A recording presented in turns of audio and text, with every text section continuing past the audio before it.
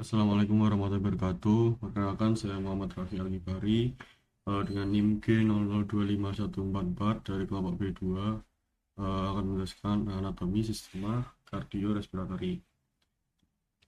Laporan yang pertama, saat kegiatan bermain, Rusdi, seorang anak laki-laki usia 4 tahun, tiba-tiba berhenti berlari karena saat nafas dengan bibir dan ujung jari tampak kebiruan. Rusdi kemudian berjongkok beberapa saat hingga kondisinya membaik.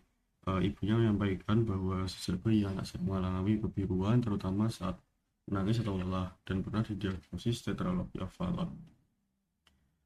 Kemudian saya menjelaskan sirkulasi dari fetal, kemudian gangguan akibat gagalnya penutupan struktur fetal setelah lahir, dan juga vaskularisasi arteri vena jantung. Pertama, akan membahas sirkulasi fetal.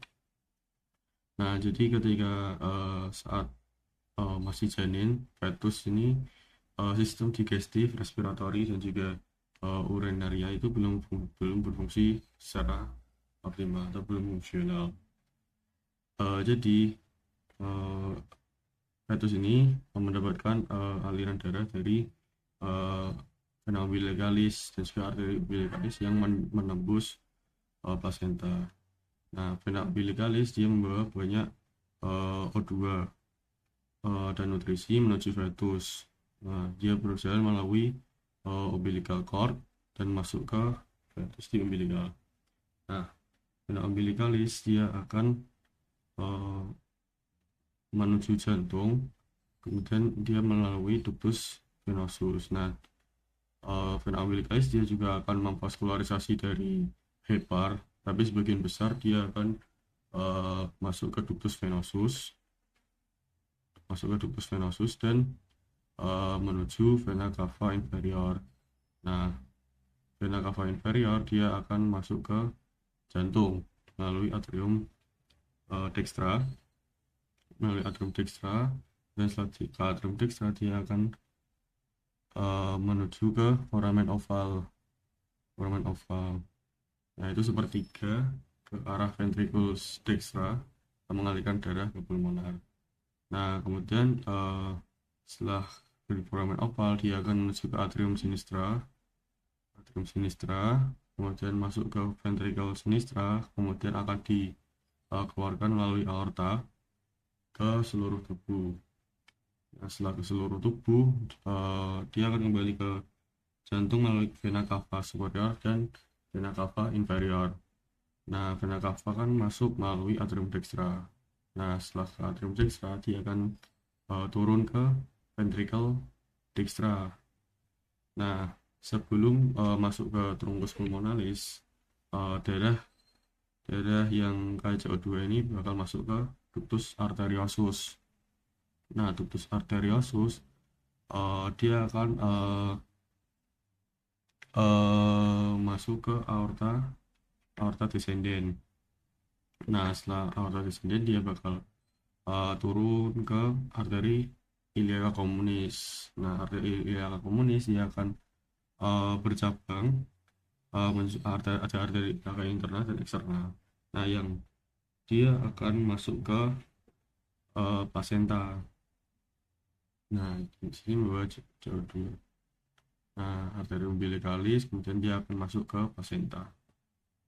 Jadi ini selanjutnya dari placenta, vena umbilical, liver, dan juga ductus venosus, ductus arteriosus, aorta, dan masuk kembali lagi ke placenta. Kemudian gangguan penutupan struktur setelah lahir itu ada PAD atau patent ductus arteriosus, itu gagalnya perkembangan ductus arteriosus menjadi ligamen arteriosum, dan juga ada PFO, patent foramen oval. Nah, jadi di bagian foramen oval ini dia gagal berkembang foramen oval menjadi fossa ovalis ketika lahir. Kemudian ada arterial septal defect. Nah, itu defek atau tidak adanya jaringan di septum interatrial. Nah, jadi komunikasi terbuka permanen antara atrium dextra dan atrium sinistra. Kemudian ada juga ventricular septal defect. Nah, jadi ada di septum intraventriculare ini tidak menutup sempurna. Nah, perbedaan dari arterial septal defect dan juga uh, patent foramen oval. Jadi ASD ini dia terbuka lebar dan secara permanen. Sementara untuk PFO dia itu ada seperti katup satu arah. Jadi dia bisa terbuka dan bisa tertutup. Kemudian vaskulasi core. Nah, vaskularisasi core atau kemudian pertama itu ada arteri, dia ada di percabangan aorta ascendens. Nah, aorta ascendens dia bakal bercabang uh, menjadi arteri koronaria dextra dan arteri koronaria sinistra. Nah, arteri koronaria dextra dia bakal bercabang menjadi ramus nodus SA, ramus nodus SA, ramus nodus sinoatrialis, kemudian dia bakal bercabang lagi menjadi ramus marginalis dextra dan juga ramus interventricularis posterior atau disebut PAD, PDA, posterior descending artery.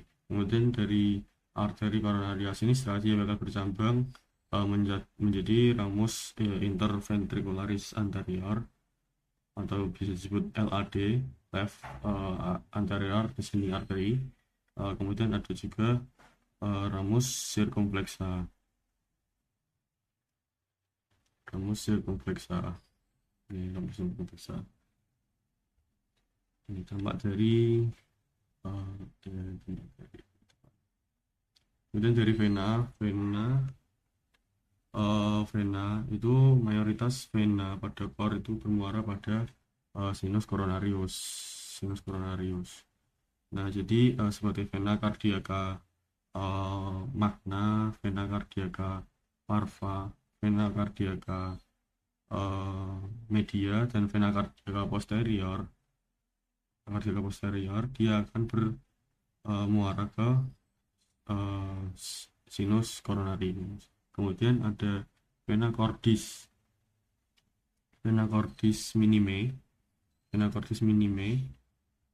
bermuara langsung ke atrium dextrum melalui foramina venarum cavarum. Laporan kedua, saat musim hujan, Brady mengeluhkan hidung tersumbat yang berlangsung beberapa hari, disertai nyeri pada daerah pipi yang memberat saat menunduk. Ia juga merasakan lendir kental mengalir ke tenggorokan. Pada pemeriksaan, dokter mencurigai adanya peradangan pada sinus maxillaris yang berkaitan dengan gangguan drainase di meatus nasi medius.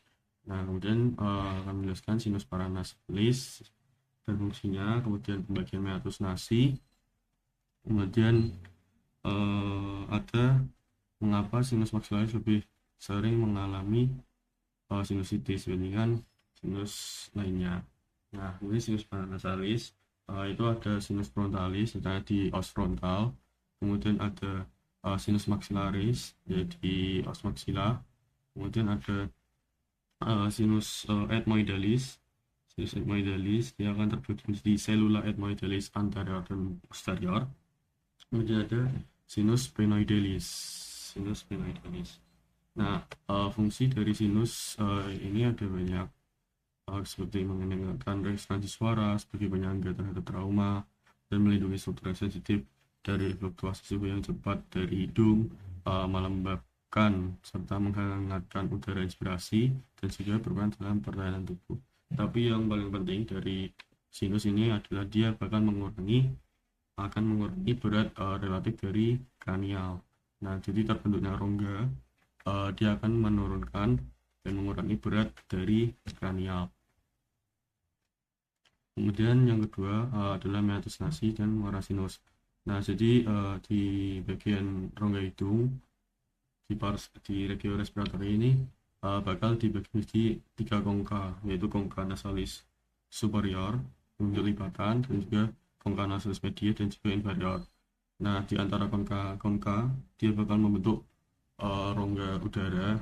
Yang atas ini ada recessus sphenoethmoidalis, kemudian ada meatus nasi superior, kemudian ada meatus nasi media, kemudian ada meatus nasi inferior.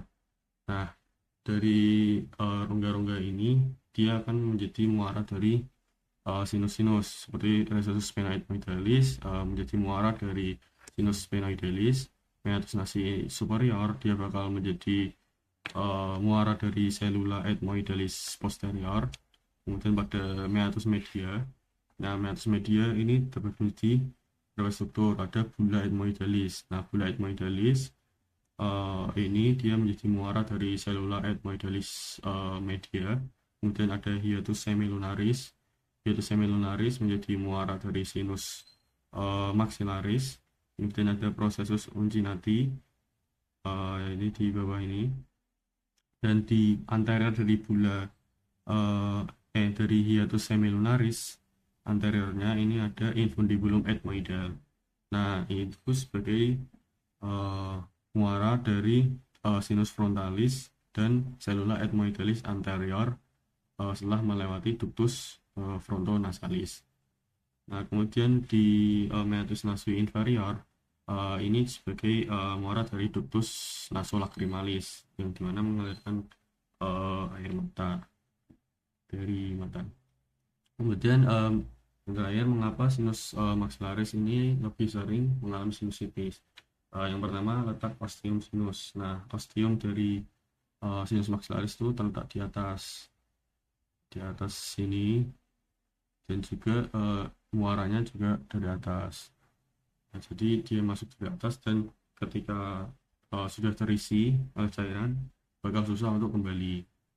Itu juga dipengaruhi oleh drainase sinus. Nah, muara dari sinus maxillaris kan ada di hiatus semilunaris. Nah, di mana itu tuh di atas dari volume dari atas ke bawah, dipengaruhi oleh gaya gravitasi. Jadi ketika sudah masuk ke dalam rongga, dia akan terisi dan tidak bisa kembali. Kemudian dari volume sinus maxillaris merupakan rongga yang paling besar di antara sinus-sinus lainnya dan terletak di paling bawah. Jadi ketika sekret itu keluar dari muaranya, dia bakal lebih cenderung ke bawah dan masuk ke sinus maxillaris. Oke, selesai. Mungkin itu saja yang bisa saya sampaikan. Kurang lebihnya mohon maaf. Wassalamualaikum warahmatullahi wabarakatuh.